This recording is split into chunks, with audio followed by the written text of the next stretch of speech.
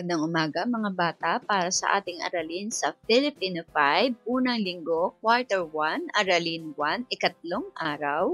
Tatalakayin natin ang mito para sa akdang naratibo. Kaugnay na paksa sa wika, pang-uring pamilang, napalansak, at langkapang pangusap. Para naman sa tekstong biswal, pag-usapan natin ang slogan.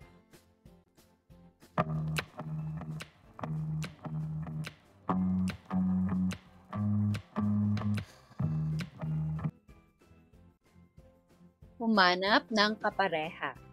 Ang una ay magsasalita ng mga panandang parirala o salita at ito ay dudugtungan ng ikalawang kapareha. Kailangan matapos ang kwento ng mitolohiya. Gawin ito sa harap ng klase. Unang pares. Una, noong unang panahon sa isang isla ay ikalawa, may isang binatang sikat dahil sa kanyang kahusayan sa pangangaso. Halina at sagutin. Ito ang aking halimbawang sagot para sa ikalawang pares. Una, isang araw habang siya'y nag-iisang nangingisda. Ikalawa, mayroon siyang narinig na napakagandang tinig. Ikatlong pares. Una, nang napansin ng dalaga na may taong nakakita sa kanya. Ikalawa, kinabahan ito at dali-daling lumangoy pabalik sa dagat. Dali na! Uy, sarado na! Ika-apat na pares. Una, dahil dito, nabihag ang binata sa dalaga at ipinasyang sumama sa kaharian ng mga sirena. Ikalawa, nang sumunod na araw, lagi nang nagkikita sina Santiago at Clara sa likod ng malalaking bato. At dahil dito, ay umibig sila sa isa't isa. Ikalimang pares. Una, simula noon, naging mababait na ang mga tao sa pagadian sa mga isda sa dagat at maging sa kanilang kapwa. Ikalawa, nag-iwan ang tsunaming ito ng isang bangin na nagsisilbing palatandaan sa kasakiman ng mga tao noon na nagdulot sa nangyari sa magkasintahan. Humanap ng kapareha, pag-usapan ang bawat slogan na nakasulat sa kaliwang bahagi ng talahanya. Isulat sa kanang bahagi ang inyong paliwanag hinggil dito. Text ng slogan, paliwanag. Ang ating slogan, dito sa Jollibee, bida ang sarap. Sumunod na slogan, kita-kit sa McDo. Sumunod na slogan, Land Bank. Sa panahon ng kagipitan, bunga ng pag-iipon ay maaasahan. Ang panghuling slogan, pambansang buwan at araw ng pagbasa. May tema, pagbasa, pag-asa sa matatag na kinabukasan. Lina at sagutin. Para sa halimbawang sagot, bida, sumisimbolo sa pagiging number 1, madaling maalala, nagdudulot ng saya at alaala ng kabataan. Para naman sa kita-kits sa McDo, ang ating halimbawang paliwanag ay isang palakaibigan na direktang paraan ng pag-anyaya na magkita o magkasalubong sa isang lugar. Sumunod na slogan, Land Bank. Ang ating halimbawang sagot ay nagbibigay ng kumpiyansa sa mga customer na hindi sila pababayaan ng Land Bank kahit sa mahirap na panahon. Para naman sa pagbasa, pag-asa sa matatag na kinabukasan, ang halimbawang paliwanag ay ipinapaalala na ang kaalaman ay kapangyarihan at oportunidad para sa mas magandang buhay. Sagutin natin ang sumunod na katanungan. Anong slogan ang maaari ninyong ilapat sa binasang mito? Lina at sagutin. Sa ating halimbawang sagot, ang kasakiman ay daan sa kapahamakan. Narito pa ang isang halimbawang sagot. Gamitin ang kapangyarihan sa tama, hindi sa pang-aabuso ng iba. At para sa panghuling halimbawa, ang hindi marunong rumespeto sa dulo'y tiyak ang pagsisisi. Nga ba ang slogan?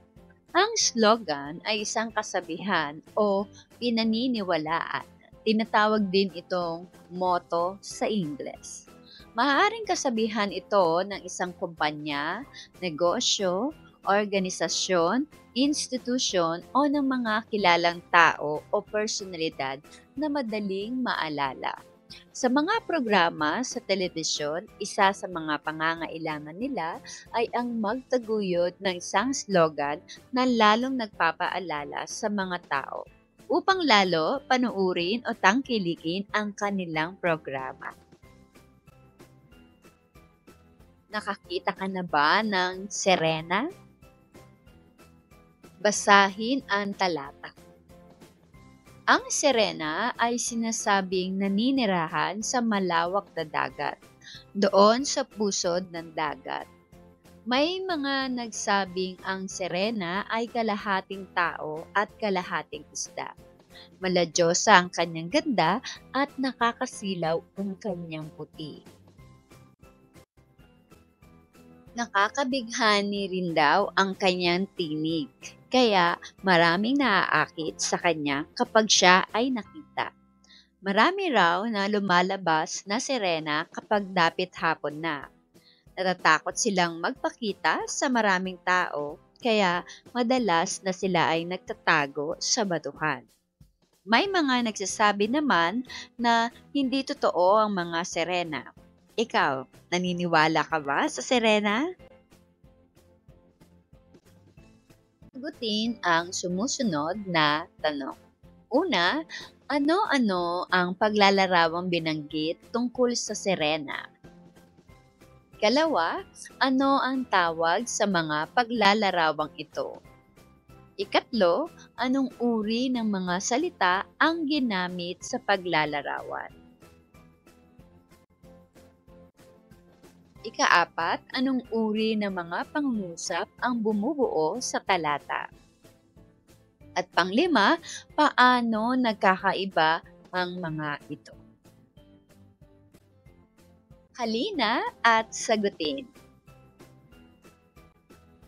Para sa unang katanungan, ang halimbawang sagot ay maladyosa ang ganda, nakakasilaw sa puti, nakakabighani ang tinig. Para naman sa ikalawa, ang aking halimbawang sagot ay pang-uring paglalarawan. Ikatlo, ang ating halimbawang sagot ay ang uri ng mga salitang ginamit sa paglalarawan ay masining, malikhain at puno ng imahinasyon. Para naman sa ikaapat, ang halimbawang sagot ay ang mga pangungusap na ito ay naglalarawan. At sa ikalima, ang mga ito ay nagkakaiba-iba batay sa kanilang uri at kaantasan. Usapan natin ang pang-uri. Tinatawag na pang-uri ang mga salitang naglalarawan. Maaaring inilalarawan ito ay katangian ng pangalan o panghalik. Nahati ang pang-uri sa dalawang uri. Una, pang-uring panlarawan. Naglalarawan ng kulay, anyo, hugis at iba pang katangian na may kaugnayan sa paningin, pang-amoy, pakilasa, pandinig at pandama. Ikalawa, pang-uring pamilang. Naglalarawan ng bilang, dami at halaga. May 6 na uri ang pang-uring pamilya. Ang mga ito ay palansak, nagsasaad ng bilang na maramihan, minsanan, pangkatan. Halimbawa, tatluhan, ang pila ng mga sirena. Marami ang nakakita sa sirena. Pamahagi, nagsasaad ng bahagi o parte ng kabuuan. Halimbawa, tigatlo kami ng lampara para hanapin ang mga sirena.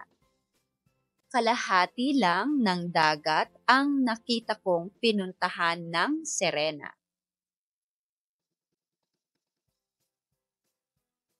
Panunuran, tumutukoy sa pagkakasunod-sunod. Halimbawa, pangatlo sa magkakapatid si Santiago.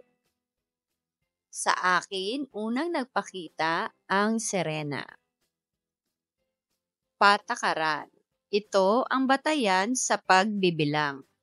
Halimbawa, 3 ang sirenang lumangoy sa dagat. Isang sirena lang ang nakita ko. Kahalaga, tumutukoy sa halaga o presyo. Halimbawa, 3 milyon ang ipagkakaloob sa makakahuli sa sirena. 100 milyon ang hinihiling ng nakahuli sa sirena. Patakda, tinitiyak na ang bilang ay hindi madaragdagan, mababawasan. Halimbawa, 3 lamang sirena ang nahuhuli. Napakaliit ng lagusan papunta sa kaharian ng sirena, kaya iisa lang ang nakapasok. Gutin ang sumusunod na tanong. Ano ang kaibahan ng pang-uring pamilang sa panlarawan? Narito ang aking halimbawang sagot. Ang pang-uring panlarawan ay tumutukoy sa mga katangian o kalidad ng isang bagay. Samantalang ang pang-uring pamilang ay tumutukoy sa bilang o dami ng bagay. Ano ang iba't ibang uri ng pang-uring pamilang? Ang iba't ibang uri ng pang-uring pamilang ay patakaran, panunuran, pamahagi, pahalaga, palansak, at patakda. Magbigay ng tig-isang halimbawa ng pang-uring pamilang. Narito ang halimbawang sagot. Patakaran, cardinal, 1. Pahalaga, 10 piso. Panunuran, ordinal, 2. Palansak, 12. Pamahagi, kalahati. Patakda, 1. Usapan natin ang langkapang pangungusap. Ang langkapang pangungusap ay binubuo ng 2 sugnay na makapag-iisa at isa o higit pang sugnay na di makapag-iisa. Ginagamitan din ito ng mga pangatnig. Maaaring ipakita sa ganitong diagram. Langkapang pangungusap. 2 sugnay na makapag-iisa plus isa o higit pang sugnay na di makapag-iisa. Paggamit ng pangatnig. Unang 2 pangungusap plus sumusuporta sa unang 2 idea. Halimbawa, nagalit ang hari sa nabalitaan at nagalit din ang mga puno sa kaharian nang malaman na pinatay ang magkasintahan. Dahil dito, nagpakawala sila ng malalakas na alon. Ang unang 2 bahagi ng pangungusap na initiman ay 2 sugnay na makapag-iisa. At ang huling bahagi ng pangungusap ay isang sugnay na di makapag-iisa. Ang pangatnig na ginamit sa pangungusap ay dahil dito. Gutin ang sumusunod na tanong. Ano-anong sugnay ang bumubuo sa langkapang pangungusap? Narito ang halimbawang sagot. Ang langkapang pangungusap ay isang uri ng pangungusap na binubuo ng dalawa o higit pang sugnay na makapag-iisa at isa o higit pang sugnay na di makapag-iisa. Ano ang nag-uugnay sa mga sugnay na nasa langkapang pangungusap? Ang halimbawang sagot, ang nag-uugnay sa mga sugnay na nasa langkapang pangungusap ay tinatawag na pangatli. Isa-isahin ang mahalagang kaisipan sa langkapang pangungusap. Narito ang halimbawang sagot. Ito ang mahahalagang kaisipan sa langkapang pangungusap. Una, binubuo ito ng higit sa isang sugnay. Kalawa, mayroong sugnay na makapag-iisa at di makapag-iisa. Ginagamitan ito ng pangatli at nagbibigay ito ng dagdag na impormasyon o paliwanag. Buuin ang langkapang pangungusap na nakasaad batay sa binasang teksto. Una, sinasabing ang sirena ay naninirahan sa pusod ng dagat at may mga nagsabing ang sirena ay kalahating tao at kalahating isda. Gayunpaman, isulat ang iyong sagot sa iyong sagutang papel. Ikalawa, may isang makisig na mangingisdang lalaki ang namuhay sa pagadian. At sa lahat ng dagat ay nakikipagsapalaran siya upang sulat ang iyong sagot sa iyong sagutang papel. Ikatlo, ang babae ay parang diyosa sa ganda. May napakagandang tinig at may angking galing. Ngunit, blank. Ikaapat, nang napansin ng dalaga na blank, kinabahan ito at dali-daling lumangoy pabalik sa dagat. Sulat ang iyong sagot sa iyong sagutang papel.